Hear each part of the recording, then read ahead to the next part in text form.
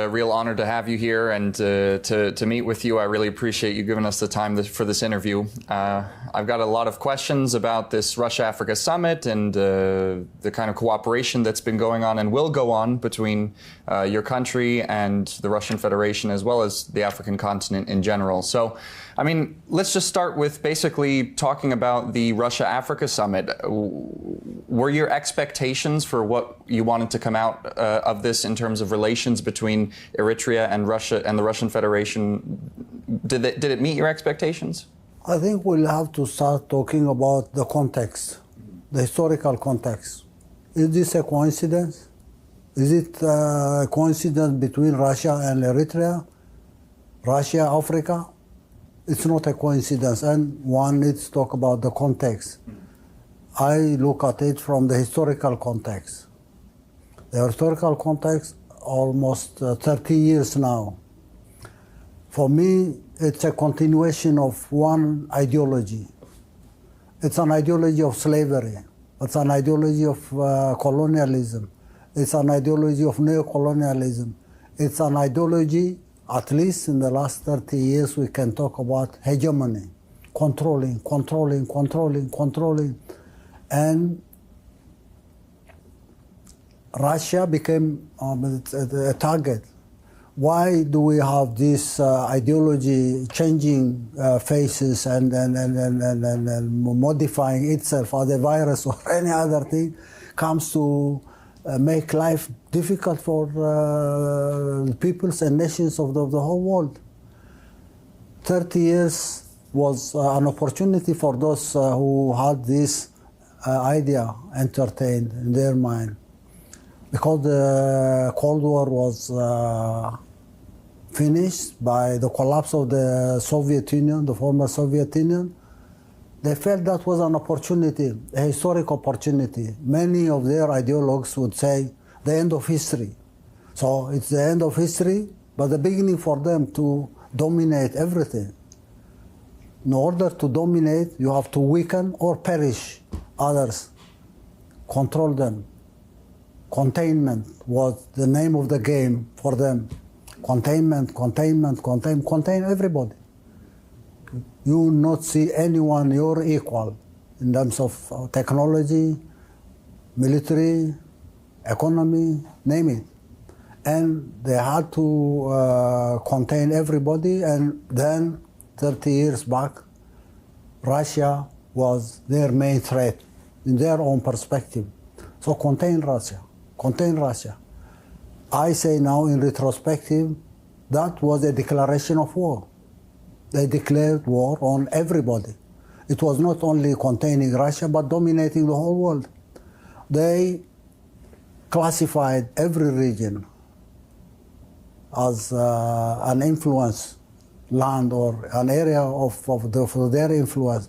So to control and hegemonize the whole world, you have to strategize, and the strategy was defining areas as areas of influence for them. To control these areas of influence, you have to have anchors or agents who will promote your ideology. It's a very dangerous way of thinking.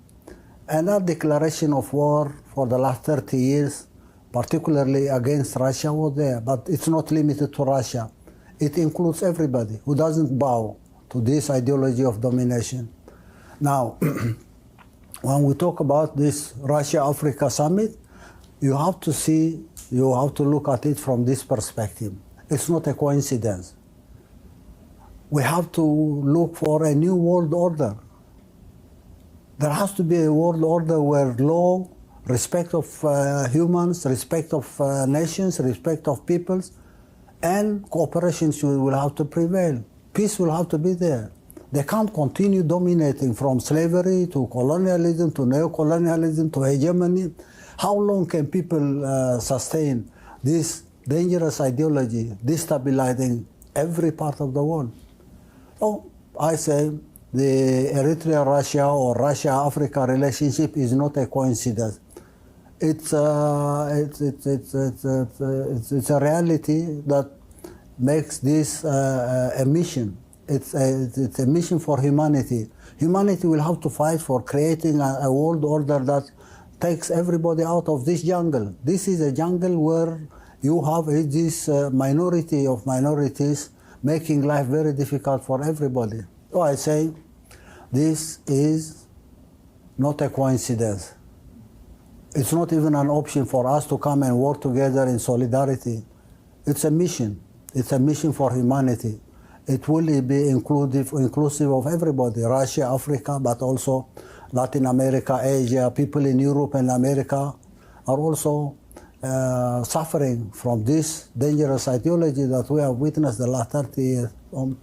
I say this last or second summit, Russia-Africa, is in a process. And the process is developing consensus of all these issues, but beyond consensus, we have to clearly define the objectives and goals of the world we want to see. The world order that will have to be there for generations to live in peace, dignity, and work together to make life good for everybody else. How? You'll have to strategize. You'll have to come up with plans, detailed plans, and then mobilize resources and mobilize human resource above anything else so that you make the goals achievable. And I say this second summit is a step ahead. We'll have to go on. There is a lot of work to do. It's an uphill struggle. It's not an easy way. You have so many challenges facing everybody. And above anything else, for Africa, it's unique because Africa is the only marginalized continent that has a population of 1.2 billion now. In a matter of a generation, it will double. And Africa will have to find a better opportunity for a world order that will enable Eritrea to Africa to extricate itself from this marginalization. Above any other continent, Africa has more of an interest to work for achieving this mission. So I say this is not a coincidence. This is a natural solidarity or alliance coming because of the history that we have witnessed for centuries, where human beings, nations, and peoples have been suffering.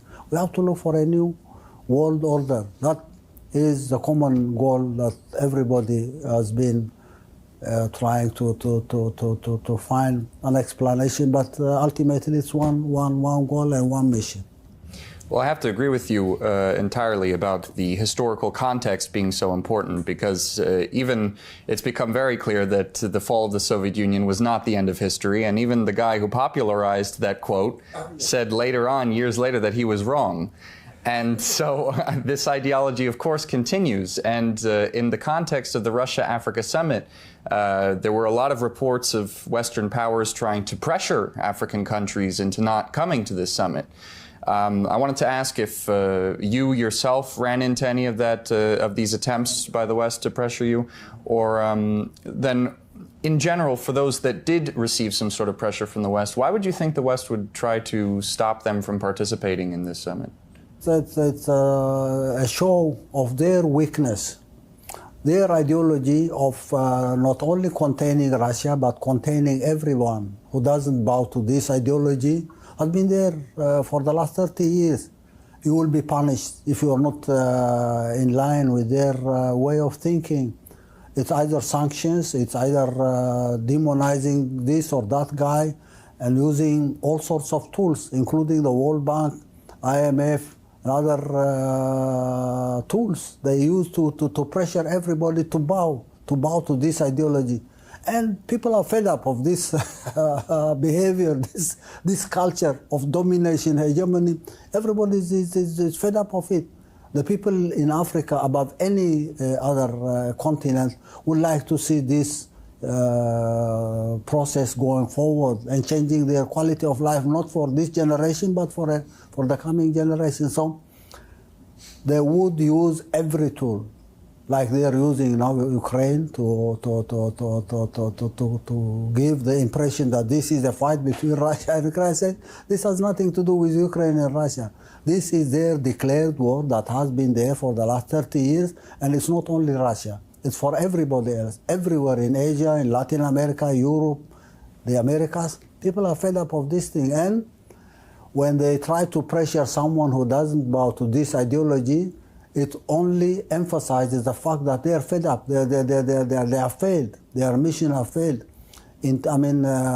Putting NATO in an intensive care and Europe in an intensive care is not going to work anymore, even with all the pressure and all the tools that they have in there are available at their disposal. So I say the success of this second summit of the Russia-Africa solidarity is a milestone, proving that their strategies are failing. Their tactics are no more impressing anyone, to at least for those who may have an interest in bowing or at least showing some sign of agreement with their ideology. That's no more valid now.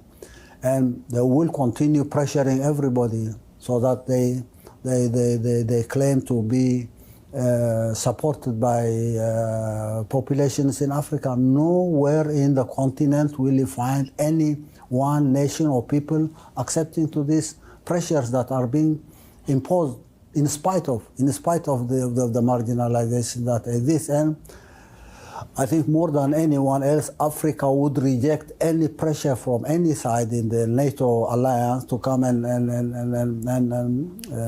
make an event like this not happen anymore. Well, that actually brings me to my next question. First of all, about cooperation between Eritrea and the Russian Federation in the sphere of defense. Because earlier this year, I read one of your statements where you said that the Tigray rebels were actually supported by the United States in the war that ended last year. So I wanted to ask you, to what extent do you think defense cooperation between Eritrea and the Russian Federation can make the region not only more stable in terms of combating terrorism, but also preventing Western-backed attempts at regime change or anything like that? Yeah, it's been, I think, it's one of the tactics that's been used for generations, not only the last 30 years, but this has been a tactic, incite conflict and manage conflict. Incite conflict and go on managing this conflict everywhere. People are, as part of the lesson learned in history, we're fed up of this incitement of conflicts here and there to serve their hegemonistic strategy. And it's been, everyone knows very well why this sense of creating conflict at the level of the Horn of Africa, amongst peoples, amongst nations, among what you see now happening in the Sudan is one symptomatic thing of their involvement in creating ethnic, clan, tribal conflicts, and then fueling this conflict to serve their hegemonistic strategies. And people are saying we're no more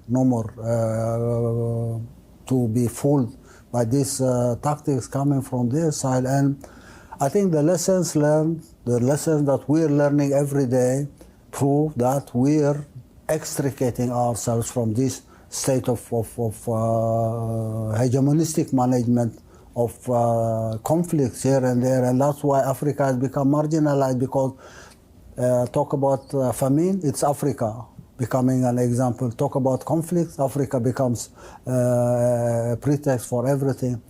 It's dehumanizing, and people will have to get out of this cycle, and they know very much. But in spite of the awareness that you see everywhere at the continental level, they continue to play this game. It's one of the tactics of hegemonizing and controlling and creating spheres of influence. You can only do that by inciting conflicts, ethnic, tribal, whatever.